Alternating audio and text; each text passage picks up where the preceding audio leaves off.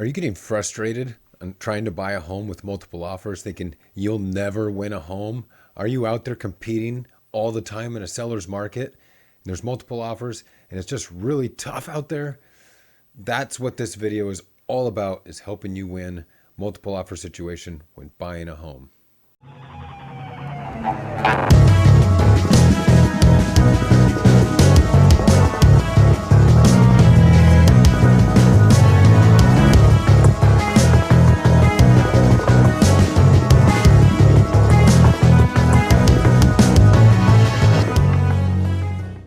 All right.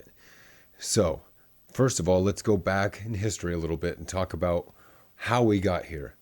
I would say in the last 3 to 4 years, it has really tilted towards a seller's market. Almost every transaction that we've been involved in over the last 3 years has been a multiple offer situation, unless there was something wrong with the house, or the pictures maybe weren't done well and we found an opportunity to help our buyer seize that moment. But for the most part, houses are being listed and sold within the first week of hitting the market, if not sooner. And we're dealing with many appointments and trying to schedule just to see the house, pre-inspections taking place so that they can make an offer without an inspection contingency or waive the inspection. And review dates. Review dates are so common right now because the seller needs to tell potential buyers, hey, this is when we will take all of the offers, look them over, and make our decision. So have your offers in before that date.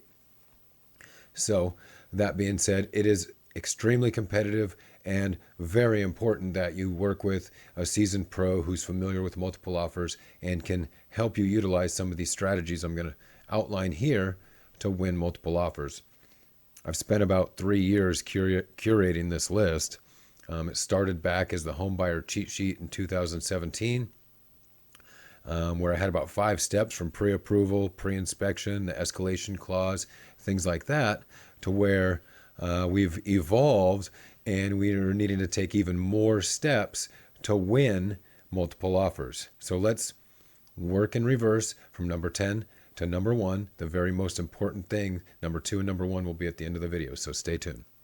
All right, so this should be pretty obvious. Number 10, have a fully underwritten pre-approval letter from a good lender. And what that means is not just a pre-qualification letter. I called my bank and I gave them where I work and my social security number. And they said, well, we think you're good for about 800,000 or 500,000 or whatever it is, and sent you a pre-qualification letter, meaning they believe you're qualified for that much, but it's subject to a lot of underwriting, whereas a fully underwritten pre-approval, they've taken those additional steps. They have your pay stubs, they have your tax returns, they have done the employment verification, they've run your credit, and you filled out the loan application. So then we're getting towards something that's actually almost an approved loan. All we need now is the subject property and an appraisal, right? Inspection and appraisal. A property, and the bank can say, hey, we're a go, and close it in 2 weeks to 30 days. So that makes you more competitive with a better loan approval and a faster closing time.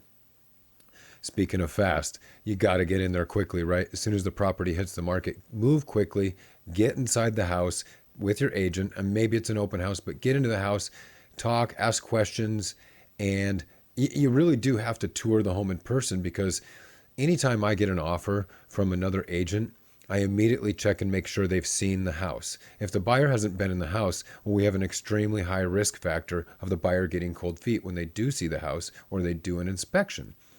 So if you haven't seen the house, you really don't have a great chance at winning in multiple offers. Number 8, ask your agent to call for the inside details, right? We call these the seller hot buttons. Here's the air quotes again.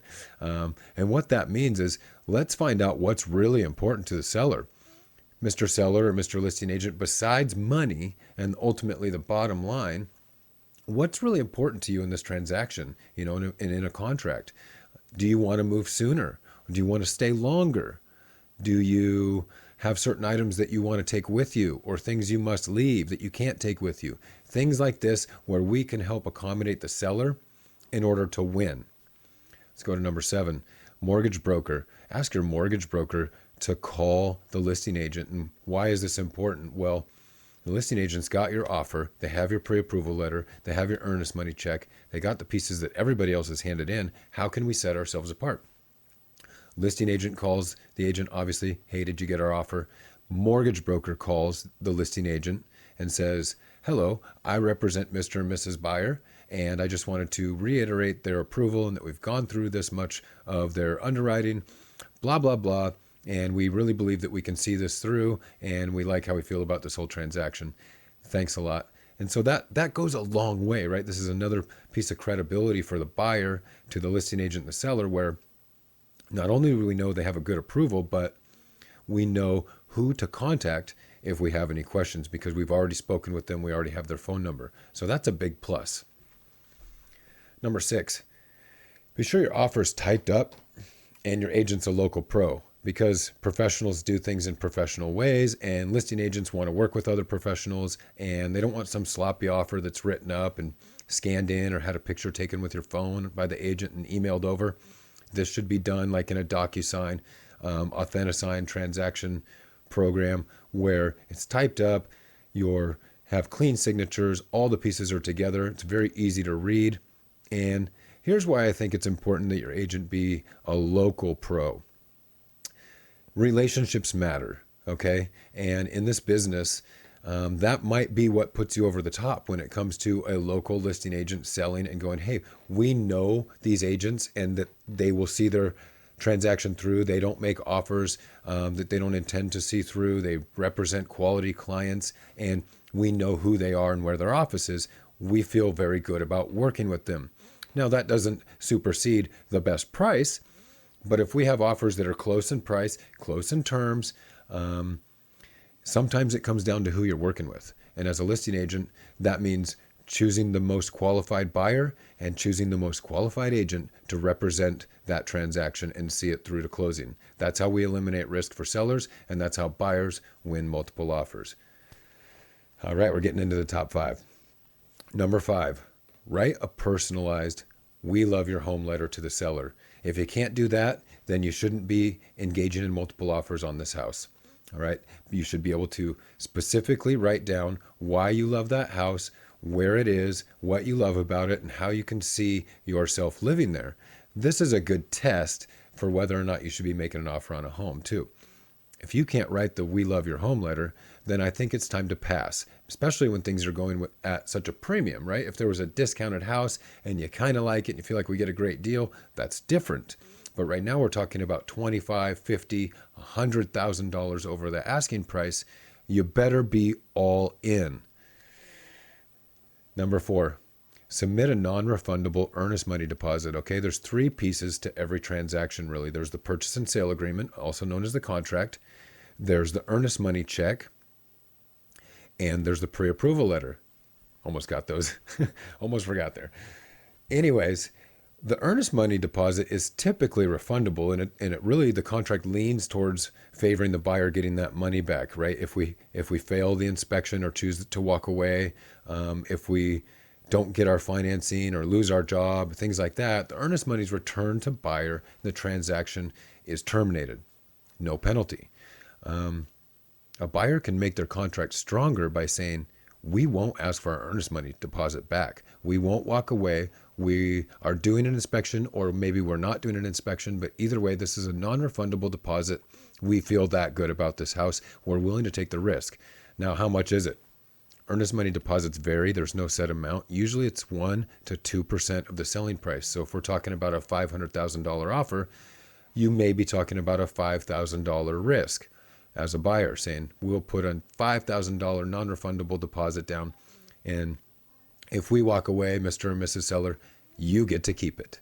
That's very powerful because it lowers the risk for the seller, and at the same time invests you have more skin in the game in this contract and seeing this thing through to closing in all your power. Number 3, do a pre-inspection. Okay, a pre-inspection is really important because offers with inspection contingencies are often thrown out first, right? Besides the very low down payments and those that don't meet the asking price, those are pushed aside. Those with an inspection contingency are typically next to be thrown off of the pile. And that's because An inspection contingency really is a walk away free card, right?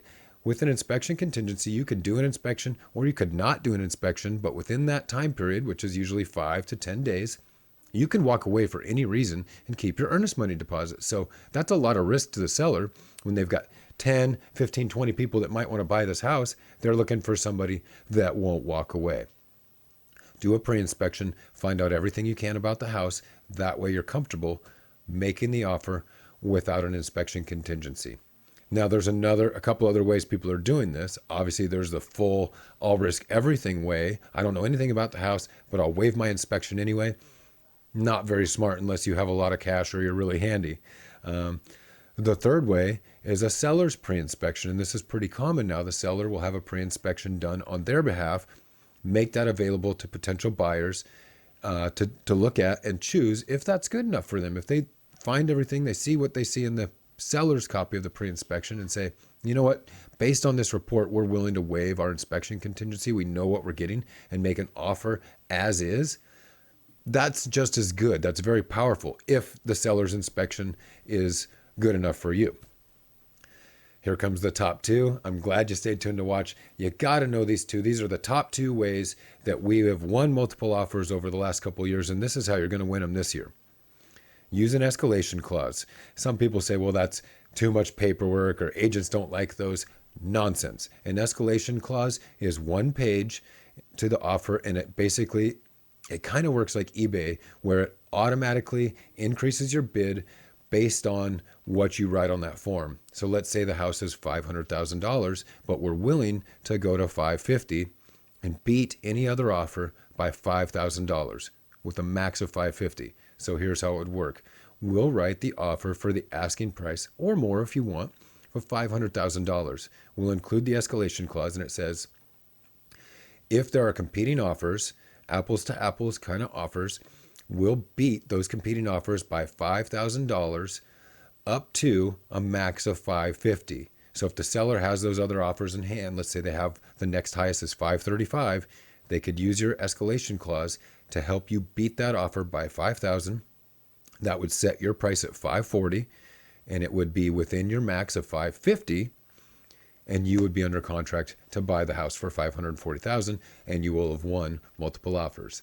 And of course, you're like, well, what if the seller just fills it out and says they escalated us anyway? They do need to provide a full copy of the competing offer that they used to escalate you, so you're protected there. This is why an escalation clause really is the perfect tool for multiple offers. So don't go into it without one. The number one way to win in multiple offers right now is to waive low appraisal. And you can only do that if you have additional cash for down payment. So what that means is if the selling price is higher than the appraisal comes in, which is pretty common when we're bidding a house up, let's say we're now at $540,000 for this $500,000 house. The appraisal comes in at $520,000. So it's $20,000 short. Traditionally, in a traditional market, a seller would typically bring their selling price down to $520,000 and the transaction would move forward. That's the seller's option. Now in this market, sellers are saying, no, I have other buyers that will pay $540,000 and can come up with that extra $15,000 in cash to make up for the low appraisal. So who's that going to be? Who's going to waive low appraisal and say they have 10, 15, 20, or maybe even the full $40,000 to come up with for additional down payment should the appraisal come in low? So that helps the seller eliminate the risk of a low appraisal and having to reduce the selling price because the buyer has already agreed through this addendum to make up the difference. So if the appraisal comes in low, buyer says, no problem, I've got extra down payment cash, we'll make it up. It's like the escalation clause, it says up to this amount. So we've agreed, let's say, to make it up to $20,000. We have an extra $20,000 for down payment. In this case, the appraisal was $525,000 on a $540,000 selling price. So we need to put in another $15,000 to get there on top of our down payment funds and our closing costs for the buyer. That's your total cash to close.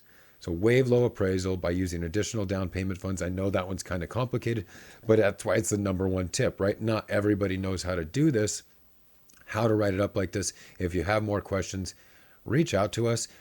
This is available on the blog. You can check it out, read it, download it. Use this as free information. That's what we're here for, is to help you buy and sell homes. So thanks so much for watching. Preston Kallshian here, Northwest Home Value. Have a great day.